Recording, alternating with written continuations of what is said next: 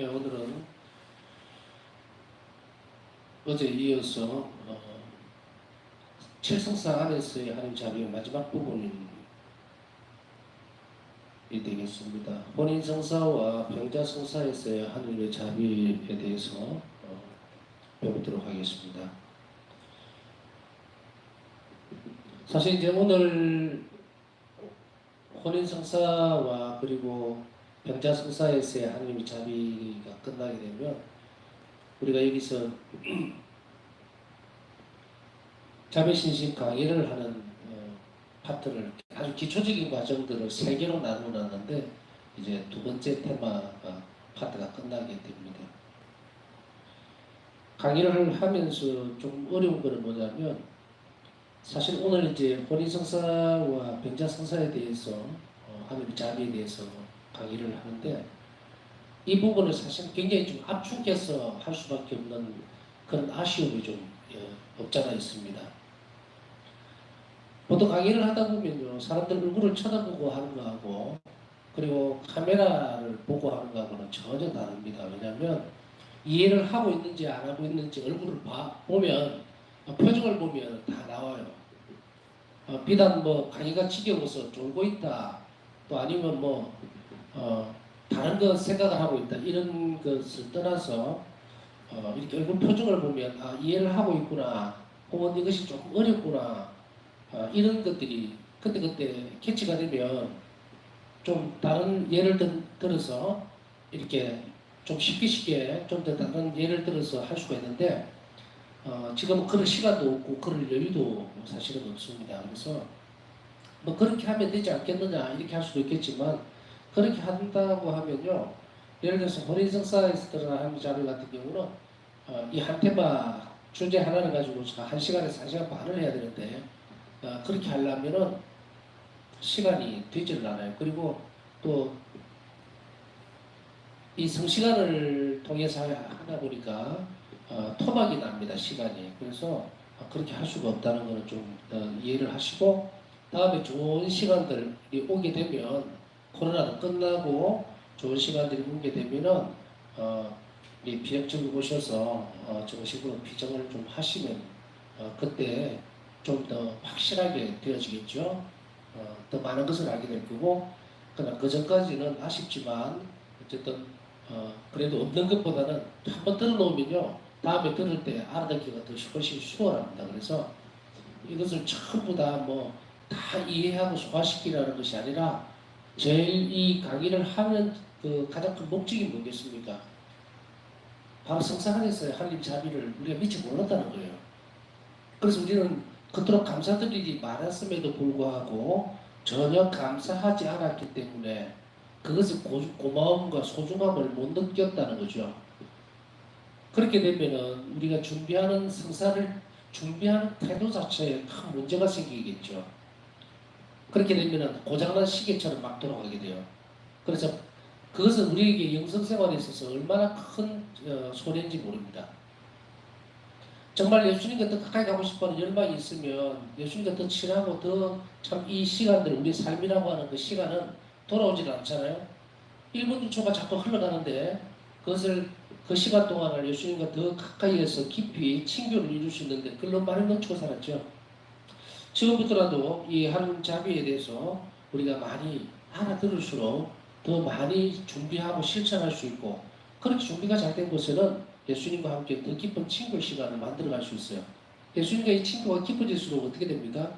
우리는 하나님 나라에 한 발씩 더 가까이 갈 수 있게 되고, 그리고 그 희망은 점점 커지게 되겠죠.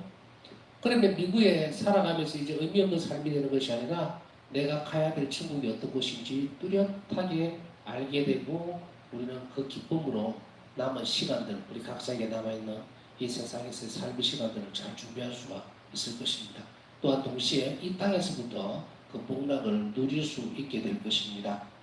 자, 오늘 혼인성사의 사는 자비를 한번 살펴보겠습니다. 창세기 보면 아담과 하와, 남자와 여자, 가정을 떠나서 부모를 떠나서 이제 관계를 가지게 되죠. 어떤 관계냐? 부부로서의 관계를 맺게 됩니다. 그래서 또한 각 남자는 다음 세대의 생명을 물려주도록 하나님께 부르심을 받았습니다. 이 새 생명은 둘이서 결합한 사랑의 열매인데 이 사랑은 창조주신 하나님 사랑의 반사입니다. 삼일째 기수들이로 완전한 사랑은 넘친다 그랬죠. 그 자비로 탄생된 것이 사람입니다. 마찬가지로 이 부부의 사랑은 바로 하나님의 사랑을 닮았다. 그렇기 때문에 이들에게 선물이 주어지죠. 무슨 선물입니까? 부부에게만 주어져 있는 선물이에요. 그것은 바로 새로운 생명에 대한 탄생이죠. 사랑이 또한 넘치기 때문에 그래서 새로운 창조가 이루어지는 것, 그것은 바로 하나님의 사랑을 닮은 하나님의 사랑의 반사라는 것입니다. 그래서 구약에서 혼인은 하나님께서 당신 백성과 세우셨던 계약의 모습이며 신약에 와서는 그리스도와 교회 사이의 결속이 혼인의 비유가 됩니다. 우리가 여기서 혼인성사에서 혼인성사라고 하는 것에서 교회가 요구하고 있는 것, 다시 하기로 가르치고 있는 그런 잠깐 살펴보면요. 혼인은 첫째로는 부부의 정진을 가져가야 됩니다. 다시 하기로 부부 사이의 사랑이 계속적으로 성장해야 돼요. 그게 첫 번째고, 두 번째는 자녀 출산이 반드시 이루어져야 됩니다.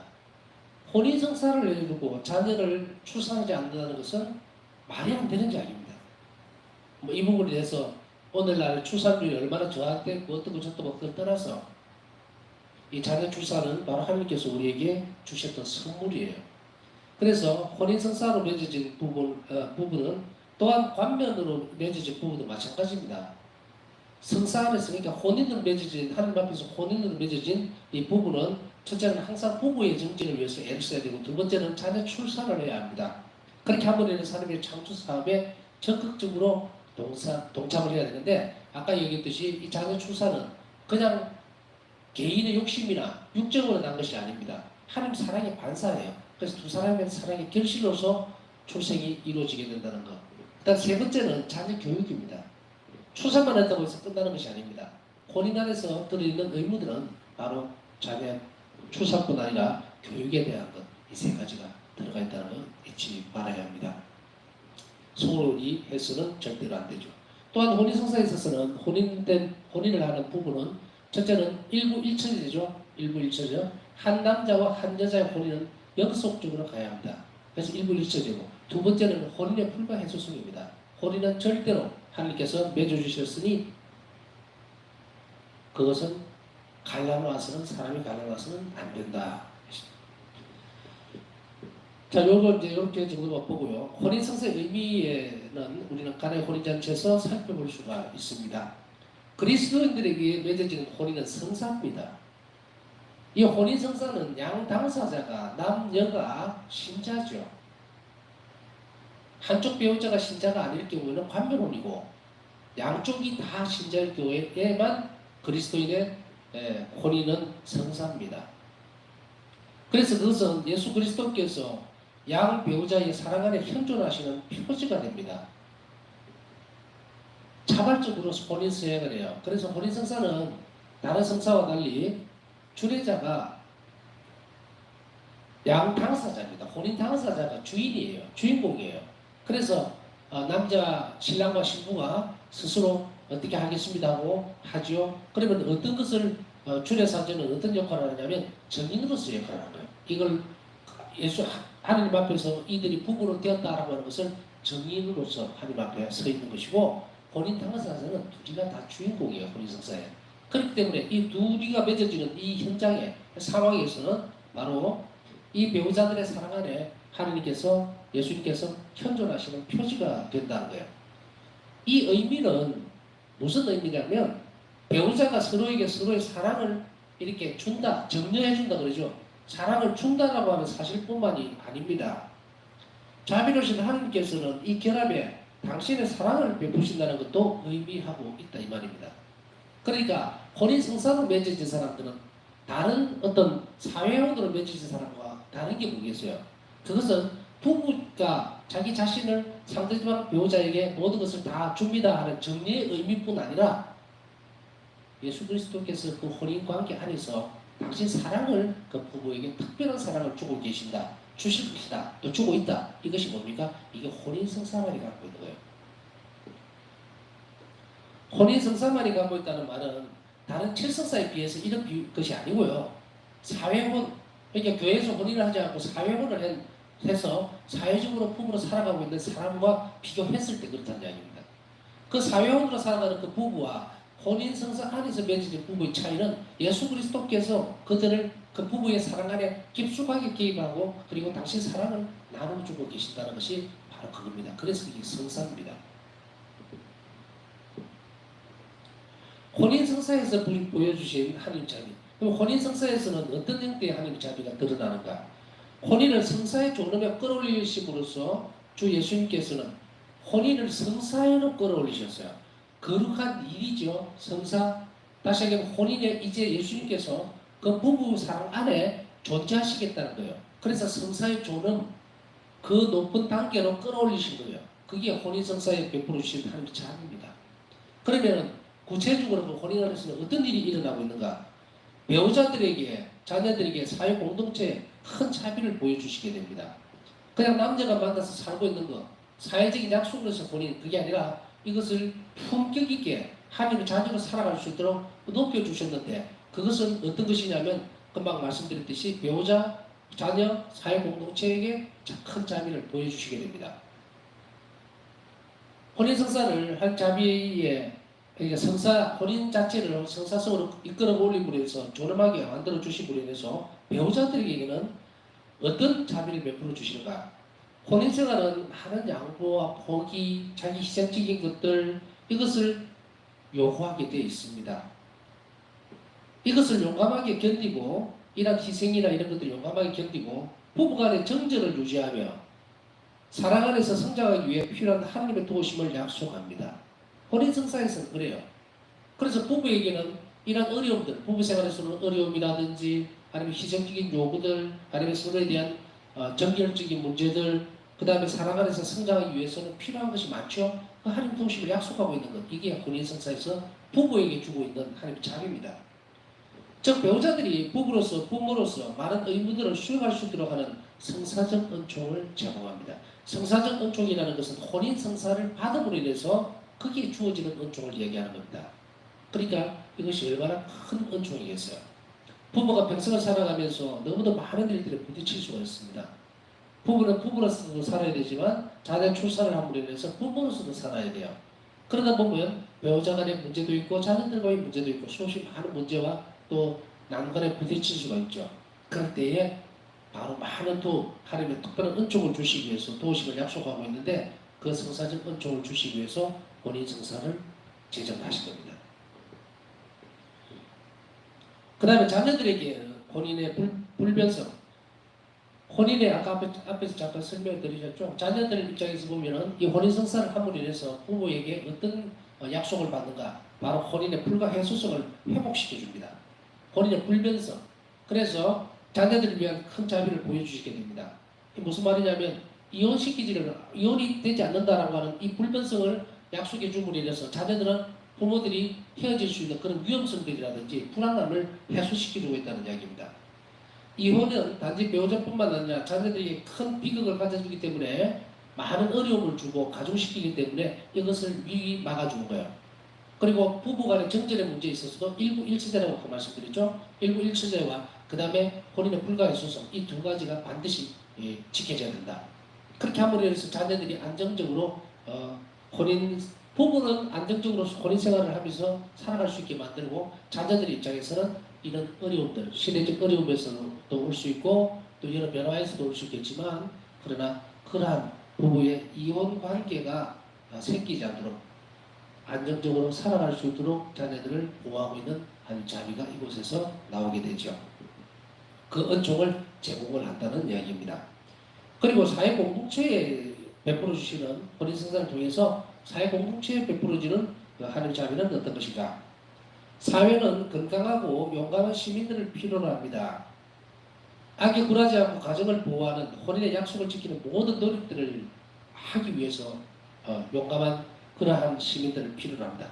가정을 지키기 위해서 그리고 그 혼인관계가 계속 유지되기 위해서 노력하는 이런 많은 사람들의 시민들을 필요로 하는데 혼인의 일치라는 것은 아까 일부 일체지에 대한 이야기를 했죠. 그 다음 불가해소성은 이러한 시민의 양육들을 돌본다.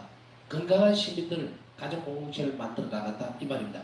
이런 건강한 가정공동체가 많이 만들어지고 지속적으로 양성이 되어지면 어떻습니까? 그 사회공동체 자체가 건강해진다는 이야기예요. 그래서 서로에 대한 어떤 많은 부분들, 결속을 깰 수 있는 것, 부부와 부부 사이에 사이를 갈라놓을 수 있는 그러한 부분들, 뭐 불륜이라든지 뭐 가정을 깰 수 있는 여러 가지 것들이 많죠. 그걸 완전히 차단시켜줌으로 인해서 사회가 건강하게 만들어지고 그 안에 그 안에서 양육되고 있는 자녀들에게 심리적으로나 또 혹은 여러 가지 환경적으로 굉장히 편안한 분위기, 안정적인 환경을 제공해 줌으로 인해서 그것을 약속해 주고 보장해 줌으로 인해서 하나님의 자비가 그들에게 드러난다는 것을 우리는 알아들어야 됩니다. 혼인성사는 이렇게 따로 주님께서 축복하시고 그리고 그들에게 살아갈 수 있는 건강하고 그리고 하나님 마음에 드는 하나님께서 원하시는 가정 공동체가 이루어질 수 있도록 자비로 돌보가 계신다는 것을 잘 알아들어야 됩니다. 물론 그 안에는 혼인성사만 받았다고 해서 끝나는 문제는 아닙니다. 이 안에는 끊임없이 혼인성사 때 약속들을 잘 지키기 위해서 주님께 충실하는 것도 꼭 필요하죠. 기도 생활이라든지 성가정을 만들기 위한 노력들이 반드시 필요합니다. 그것이 있을 때에 이 혼인성사에서 주어진 은총이 빛을 발하게 되고 열매를 맺을 수가 있어요. 그냥 혼인성사했으니까 이제 우리는 뭐 다 잊어버리고 혼인성사에서 이만큼 큰 은총을 준다고 그러는데 왜 이렇게 서로 가정에서 혼인성사까지 받은 사람들이 싸움을 하고 뭐 자녀들 간에 문제가 생기고 뒤죽박죽이냐면 성가정을 이루려고 하는 노력들의 부족이다. 이것을 우리는 알아들을 필요가 있겠습니다. 자, 그 다음에 병자성사 예수의 하나님 자리입니다. 예수님께서는 공생을 통해서 특별히 고통 가운데 있는 병자들을 각별하게 돌봐주셨고 그들의 병고를 안타까워하시고 또 많은 치유를 해주셨습니다. 이 병자성사에서 하나님의 자리를 살펴볼 때는요. 첫째로 예수님께서는 고통에 새로운 의미를 주셨습니다. 왜냐하면 구약시대 때 그러니까 예수님께서 공생을 하시면서 이 고통에 새로운 의미를 부여하기 전까지 이 고통은 단지 죄의 결과였어요. 그래서 고통이나 병에 있는 사람은 무조건 사회로부터 내몰리게 됩니다. 저 사람은 자기가 지은 죄 때문에 자기가 저렇게 큰 고통을 당하고 있으니까 그냥 무시하고 사회 공동체에서 격리시키거나 내몰아버립니다. 절대로 불쌍하게 여기거나 또 돌봐주려고 하지는 않았어요. 왜냐하면 죄 때문에 일어난 결과라고 했기 때문에. 그러나 신약에 와서 예수님께서는 이 죄의 의미와 그리고 고통의 의미를 새롭게 바꿔주시게 됩니다. 왜냐하면 예수님께서는 당신 자신이 죄가 없으심에도 불구하고 십자가상에 그 고통을 당하신 것을 몸소 겪음으로 인해서 죄의 결과인 이 고통의 의미를 우리 구원을 위한 필요의 문제로 바꾸어 버립니다. 그래서 예수님께서는 고통을 이 땅에서 없애신 것이 아니라 고통을 몸소 겪음으로 인해서 그것을 승화시키고 그 고통의 의미를 완전히 바꾸어 놓고 그리고 그 고통을 통해서 하나님의 선성이 드러나도록 만들고 그리고 그 고통을 통해서 우리가 영적으로 성화될 수 있도록 그 길을 바꾸어 놓으셨다는 거예요. 그래서 지금은 예수님께서는 당시 십자가상의 죽음과 그리고 순환을 통해서 이 고통의 의미를 완전히 바꾸어 놓았기 때문에 이제 우리는 이 고통을 통해서 예수님께로 가까이 가는 길을 알아듣게 됩니다. 열어주게 됩니다. 예수님께서는 예수의 몸인 교회를 위하여 그리스도의 남은 권한을 채우고 있다. 고린도서 1장 24절. 그분께서는 병자들 안에서 본질적으로 압박하는 악을 보셨어요. 병자들이 고통을 당하는 것은 악의 결과라는 것은 죄의 결과라는 것을 아시고 악의 활동이라는 것을 보셨단 말입니다. 그렇지만 그런 병고를 없애지 않으시고 대신에 구속의 구원에 부과된 일면을 질병에 부여하시게 됩니다. 그래서 그 질병이라고 하는 것이 악의 결과로 죄의 결과로 나왔다 하더라도 그것을 어떻게 한다? 자비신심에서 보면 또 성산에서 보면 그 병고를 예수님의 순환에 결합시키고 그리고 그것을 영혼들의 구원을 위해서 내놓을 수 있도록 만들어 놓으셨다. 그래서 구원에 부과된 일면을 질병에 부여를 하셨다는 겁니다. 그러므로 그리스도교 신앙에서 병자는 세상의 구원을 위하여 고통받으시는 그리스도의 모습의 표지가 됩니다. 그래서 병자를 특별히 돌보라는 것은 뭐냐면 고통받으시는 예수 그리스도를 그대로 다시금 보여주는 표지가 되기 때문에 그들을 잘 돌봄으로 인해서 고통을 받으셨던 그리스도의 예수님께 우리는 속죄의 제물을 바칠 수 있게 됩니다. 또한 그러한 일들, 병자들을 잘 돌보고 거기를 여김으로 인해서 우리 자신들의 선행에 선업을 쌓게 됩니다. 업적을 쌓게 된다는 얘기죠. 공로를 자비로운 행위가 되죠. 그러니까 바로 그들에게 이런 기회를 우리가 허락해 주신 하나님께 감사를 드려야 되겠죠. 자, 병자성사의 기원을 한번 살펴볼까 합니다. 사도들과 그 후계자들은 병자들에 대한 이러한 예수님께서 공생을 하시면서 병자들을 불쌍히 여기시고 돌보셨던 모습들을 계속해서 이어나가게 됩니다. 사도들은 전도여행을 하면서 질병과 여러 우환들을 치유를 하고 그리고 병고에 시달리는 사람들뿐 아니라 온갖 악령에 시달리는 이들을 돌보아주고 그들을 치유해주기 시작합니다. 사도들은 고통받는 사람들을 위해서 기름을 바르고 기도를 하였습니다. 성야고보서 안에서는 초대교회 원로들에게 이렇게 얘기를 합니다. 주님의 이름으로 병자들에게 기름을 바를 것을 가르치고 있습니다. 원로들에게. 이런 관습이 이제 병자성사의 기원이 됩니다. 병자들에게 병자 기름을 바르고 그리고 그들을 위해서 하나님께 자비를 청하는 그런 것들이 이제 병자성사의 기원이 되게 됩니다. 병자성사의 효과를 한번 보겠습니다. 병자성사는 병자들을 위해 선택하신 자비로우신 예수님의 특별한 선물입니다. 병자성사는 고통의 경감과 때때로 치유도 가져옵니다. 또한 그리스도의 다른 모든 성사처럼 무엇보다도 우선 그 영혼의 선익을 위하게 됩니다. 그래서 병자성사는 육적인 치유를 가져올 수도 있고요. 그리고 영적으로 그 영혼을 치유해주는 것도 같이 가져오게 됩니다. 그 선익을 양쪽으로 다 가져오게 되죠. 병자성사를 옛날에는 종부성사라고 얘기를 했었습니다. 왜냐하면 여기서 구별을 잠깐 지어주면 종부성사는 말 그대로 죽음 직전에 받는 성사라고 해서 종부성사라고 했었어요. 그런데 이것이 이제 병자성사로 바뀌게 됩니다. 왜냐하면 종부성사는 죽기 전에 한 번만 받는 마지막에 받는 성사로서 인식을 했었지만 그러나 죽음을 준비하는 성사가 아니라 병자가 그 병을 잘 이겨낼 수 있도록 그리고 영적인 힘을 줄 수 있도록 또 때로는 육적인 치유를 가져올 수도 있는 성사로서 인식이 되기 시작하면서 이것을 종부성사라는 말은 이제 쓰지 않고 병자성사라는 말을 쓰기 시작합니다. 그렇게 쓰게 이제만 되었죠. 그래서 이 병자성사는 꼭 죽음이 임박했을 때 받는 성사라기보다는 큰 병이 있을 때의 성사를 받을 수가 있습니다. 그런데 병자성사는 예를 들어서 암이라든지 백혈병이라든지 아주 죽기 직전, 죽음 직전에 일어서서 받는 성사가 아니라 그 병이 확정되고 나면 그 다음에 교회에 병자성사를 청할 수가 있게 됩니다. 그럼 병자성사는 반복해서 받을 수 있느냐면 같은 병이 아닌 다음에는 반복으로 받을 수가 있습니다. 무슨 말이냐면 암이라고 하는 암으로 병자성사를 한번 받았으면 그 같은 그 암이 좀 더 진행이 됐다고 해서 병자성사를 또 받을 수 있는 것은 아닙니다. 만일에 암도 걸린 데다가 뭐 이 비유가 좀 이래 쓰기가 좀 그렇습니다만은 병자성사를 받을 때에 암이 발견돼서 혹시나 해서 병자성사를 받으셨던 분이 또 좀 더 무슨 다른 진행 사항이 있어갖고 뭐 백혈병이라든지 무슨 다른 병이 이제 정말 불치병이 또 생기잖아요. 치료하기 어려운. 그럼 그 병으로 인해서 병자성사를 받으려면 받을 수 있어요. 그러나 앞에 암으로 한번 받은 것을 또 받을 수는 없어요. 그래서 병자성사는 반복될 수 있다 이렇게 하시면 되겠고요.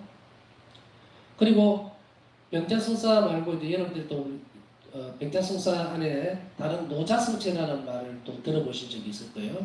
그래서 병자성사는 말 그대로 기름을 바르고 예식 중에 고해성사를 주게 됩니다. 근데 노자성체는 어떤 식이냐면 병자가 마지막에 우리가 옛날에 보면 노잣돈이라는 말, 먼 길 떠날 때 주는 그 갖고 가는 돈을 노잣돈이라고 그러잖아요. 그런 아마 거기에서 나온 것 같아요. 그래서 노자성체라고 해서 이것은 임종전의 마지막으로 성체를 영할 수 있는 것을 이야기합니다. 노자성체는 언제든지 임종전에 청하면은 위급할 때 영성체를 할 수가 있는데 한번 이렇게 경험적으로 보면은 의식이 좀 있을 때 노자성체를 영하는 것이 청하는 것이 좋고요. 그리고 그걸 청하기 전에 환자가 임종을 앞두고 이 성체를 삼킬 수 있는지도 살펴봐야 됩니다. 뭐 물이라도 좀 먹을 수 있으면은 괜찮지만 전혀 식음을 접해한 상태에서는 노자성체를 영해 줄 수가 없습니다. 그거 참고로 하시면 될 것 같아요. 노자성체는 마찬가지로 가서 만일에 영성체를 할 수 있는 육적으로는 영성체를 할 수 있는데 고해성사를 보지 못하는 경우가 있습니다. 그럴 때는 노자성체를 영해주고 전대사를 기도문을 외워주게 됩니다. 자, 이토록 병자들을 위해서 세심하게 교회를 통해서 배려해 주도록 한 하느님의 자비, 예수님의 자비는 이제 지속적으로 어떤 부분에서 우리가 느낄 수 있는가. 첫째는 이 병자성사의 효과는 첫째로는 환자를 강하게 합니다. 그리고 하나님 자비에 대한 큰 의탁을 일깨우고 환자가 고통을 구원의 도구로 바꿈으로써 자신의 병을 정복하도록 도와줍니다. 그래서 아까도 말씀드렸듯이 병자성사는 하나님의 활동입니다. 수없이 많은 기적들이 일어나요. 그렇기 때문에 그것을 소홀히 하지 않았으면 좋겠다 싶습니다.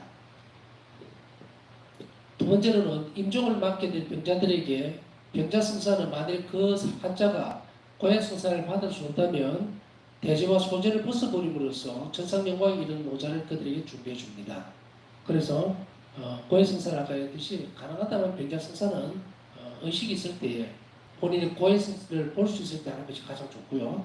그렇지 못할 때에는 이제 노자성체를 영하는 그 방식을 선택을 해야 됩니다. 병자성사를 주러 갔을 때에 병자성사 예시간에 고해성사를 주는 부분들이 있는데 고해성사를 보지 못하게 될 경우에는 고해성사 예식을 생략하게 됩니다. 고해성사를 볼 수 없으니까요. 그러나 그럼에도 불구하고 이제 기름 바르는 예식과 그리고 전대사를 줄 수가 있습니다. 기도문을 외우고 그리고 마지막에 영성체를 해주는 예식으로 되어 있습니다. 그 다음에 세 번째로는 정신적으로 연약해집니다. 환자들은 정신적으로 굉장히 많이 약해지고 마귀의 유혹과 영혼에서 무엇이 일어날 것인가에 대한 두려움, 의심들이 계속 제기가 됩니다. 그렇기 때문에 옆에서 많은 어떤 협력들을 해줘야 됩니다. 기도로서 강하게 해줘야 돼요. 그렇게 해야만 아이고 죽어서 뭐 정말 하는 게 있을라나? 신자가 이런 얘기들을 하는 수도 있어요. 그러니까 이게 뭐냐면 어둠이에요. 악이 병자들의 그 정신 상태를 영혼을 아주 하얗게 만들어 버립니다. 그렇기 때문에 정신적인 이런 부분들에서 의심 등을 제거해 줌으로 인해서 현세적인 주의 형벌을 경감시켜 줄 수가 있습니다. 형벌에서 구조해 준다 이 말을 쓰는데 형벌을 줄일 수가 있죠. 왜냐하면 아니까 그게 빠지지 않으니까 이게 내가 죄구나 하고 현세적인 죄가 뭔지 고해성사를 통해서 해소시킬 수가 있죠. 그 다음 네 번째는 병자는 자신의 마음의 중심, 믿음, 그 준비에 따라서 서로 다른 정도의 은총을 받을 수 있습니다. 준비를 잘 시켜주셔야 돼요. 그러므로 환자가 완전한 의식이 있을 때 원칙적으로 고해성사 후에 병자성사를 받아야 합니다. 그러나 어떤 사람이 고해성사를 받을 수는 없지만 하느님과 화해할 선한 의향을 지닌다면 이러할 때 병자성사는 죽음에 이르는 사죄까지도 용서가 됩니다. 아까 말씀드렸죠. 의식이 없어 고해성사를 못 봐요. 그렇지만 바로 사죄까지 죽음에 이르는 죄까지도 용서를 해주게 됩니다. 하나님과 화해할 의향만 있으면 자 이렇게 살펴볼 때 이처럼 하나님의 위대하신 자비는 인간에 대한 동정심, 삶의 모든 상황에서 베푸시는 도움들 이것은 병자성사에서도 크게 드러납니다. 1기 321번에 보면 나는 사제들이 환자의 영혼 위에 쏟아붓는 그들의 말의 큰 힘을 이해하였다. 사제들의 이러한 말에 따르는 신적 은총은 위대하다. 그 영혼은 전투를 위한 힘과 용기를 느끼게 된다. 사제들이 병자성사를 할 때에 병자성사 예식에 읽게 되고 또 위로의 말을 해주게 될 때 그것이 얼마나 큰 신적 은총을 부어주는지 바울사 성경은 그것을 보고 일기에 적었습니다. 그래서 마지막 전투, 죽음이죠. 마지막 전투 때에도 실망하거나 좌절하거나 하지 않고 주님을 바라보면서 굳건하게 임종을 맞아들일 수 있도록 자신의 삶의 마지막을 주님과 함께 살기 위한 그런 결단을 내릴 수 있도록 우리에게 이런 은총, 성사적 은총을 주심에 감사를 드리고 그분의 자비에 우리는 감사를 드려야 할 것입니다. 일기 1286번 오 주님 저희 마지막 순간에 저에게 힘을 줄 병자 성사에 대해 감사드립니다. 전토에서의 제도 구원을 위한 저희 길잡이 저희가 영원한 기쁨을 누릴 때까지 제 영혼에 요새요. 자 오늘 병자와 호래성사 우리는 병자 성사에 대해서는 우리 주변에 병자들을 많이 보게 되기도 하고 또 가정에서 지금 병자를 돌보는 분도 있겠지요. 많이 지치고 힘들겠지만 그들을 사랑하시는 또 병자들을 위해서 베풀으시는 자비를 우리가 잘 생각한다면 그들에게 우리가 어떤 태도로 잘 대해야 되는지 깊이 묵상하고 또 이러한 은혜를 우리에게 베풀어 주시고 준비해 주신 하나님께 감사드리면서 남은 시간 묵상하도록 하겠습니다.